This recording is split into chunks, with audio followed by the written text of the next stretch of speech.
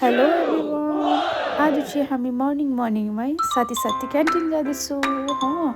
र हाम्रो चाहिँ क्यान्टिन एप्रोक्स 4 to 5 मिनट्सको डिस्टेन्समा छ हाम्रो क्वार्टरदेखिको। हामी चाहिँ बात मार्दै क्यान्टिनतर्फ जाँदैछु। र यहाँ चाहिँ मेरो साथीको नानी दिव्यान्शी हो, पनि निस्किँदैछ हामीले हेर्दै। र हामी पनि यसो बात मार्दै जाउँ न त भन्दै हो। अब किनभने अब हाम्रो क्यान्टिन पनि छेउमै हो नि त। र यहाँ म पनि हाई भन्दैछु। अब चाहिँ हामी यहाँ क्यान्टिन पनि पुगेँ।